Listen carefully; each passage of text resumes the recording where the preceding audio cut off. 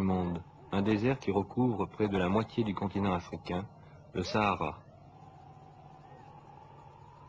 Les Algériens, qui en possèdent la plus grande part, lui ont donné le nom de département des oasis. Un département 4 fois plus grand que la France. Au-delà des dunes, vers le midi, écrivait un auteur de l'Antiquité, une terre sans eau, sans animaux, sans pluie, sans bois.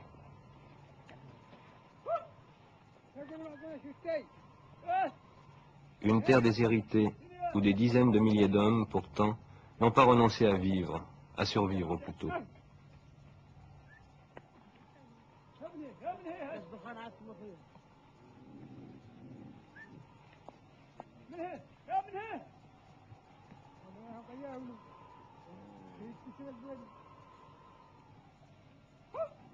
En plein désert, au sud de Tougourt, et c'est avec lui que nous sommes allés à la rencontre de son pays.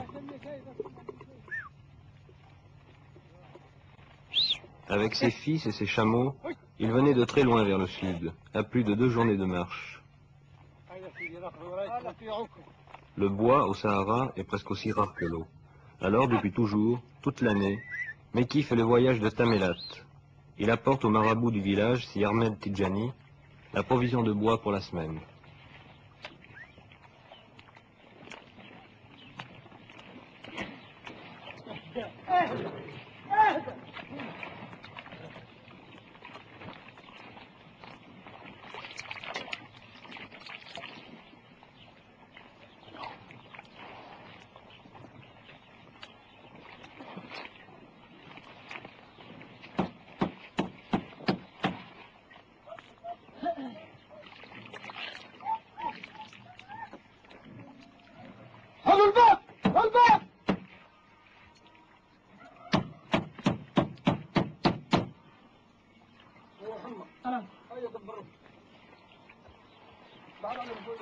Le vieux nomade ne passera qu'une nuit au village. Et dans les ruelles étroites, devant les portes fermées, rien ne semble l'arracher à sa solitude de perpétuel étranger. Depuis le temps de la jeunesse de Mekki, depuis sa première caravane, rien n'a vraiment changé à Tamelat. Nous nous demandions cet après-midi-là si la vieille Zaouïa n'allait pas préserver son secret aussi farouchement que les femmes sans visage qui la hantent. C'était l'heure de la promenade quotidienne du marabout. Parmi ces hommes et ces femmes, très pieusement soumis à la religion, il est l'homme de Dieu, le porteur de la sagesse du prophète, de sa parole. Par égard pour le livre, disent-ils, on baise la reliure.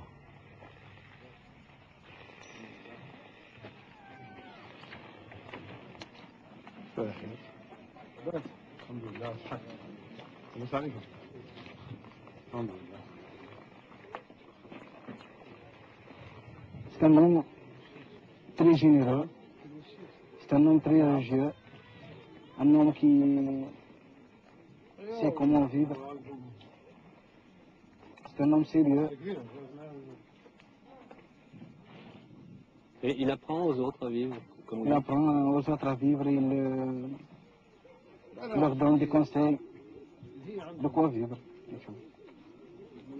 Ce qui est, c'est que c'est un homme qui pense bien, qui pense bien et qui a toujours raison. Obligatoirement. Obligatoirement, il a raison.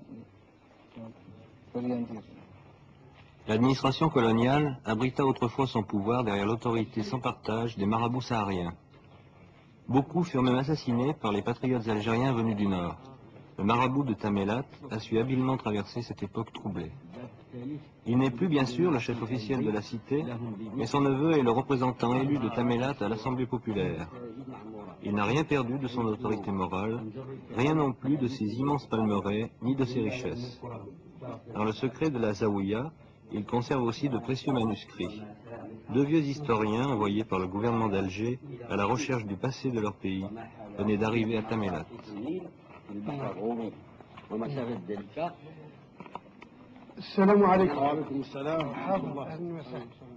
Avec la prudence et la discrétion imposées par les usages, ils nous ont aidés à satisfaire notre curiosité.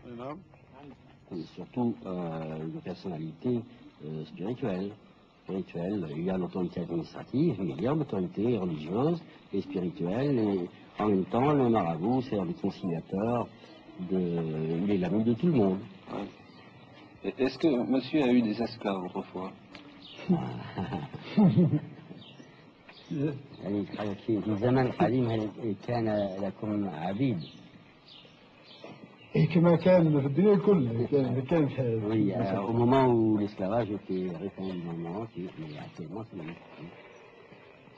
Est-ce qu'il a suivi les événements de la guerre d'Algérie, la politique de l'Algérie?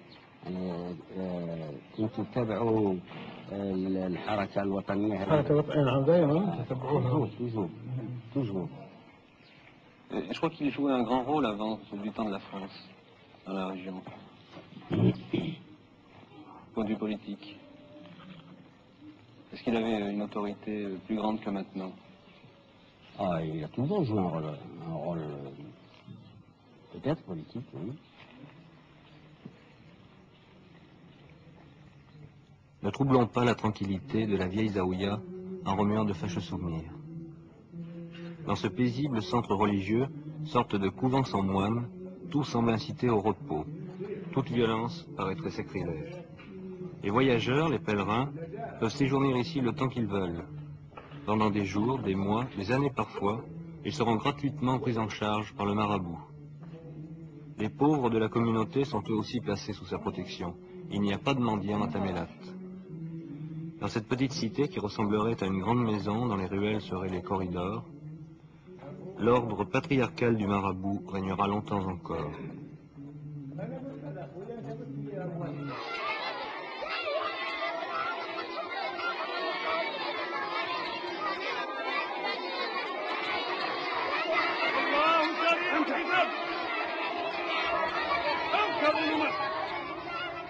Le jeudi, le dimanche et les jours de congé, les enfants apprennent à s'y plier.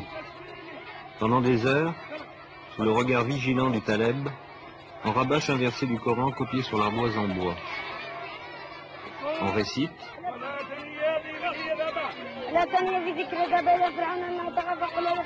on efface et on recommence avec un autre verset.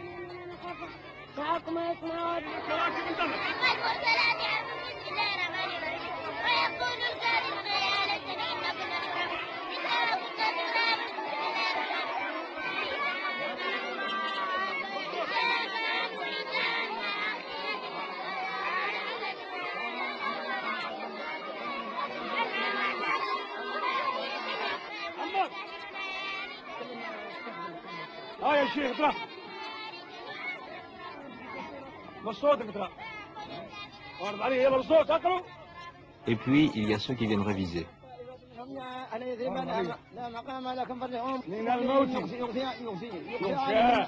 L'usure des années parvient à effacer le souvenir de la parole du prophète. Or, comment vivre sans elle?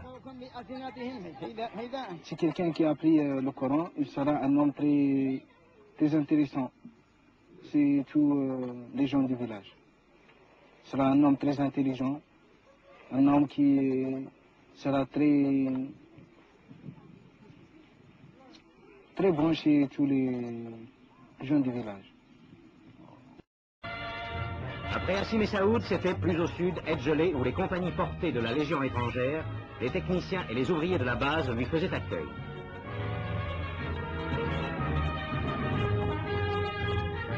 Et là, le chef du gouvernement, en assistant à l'implantation d'un 30e derrick, mesurait l'effort immense accompli depuis 2 ans dans la recherche de l'or noir. Togourt, enfin capitale du désert, attendait le général. Ce fut l'accueil d'une foule enthousiaste, exubérante, criant à la fois sa satisfaction et son espérance.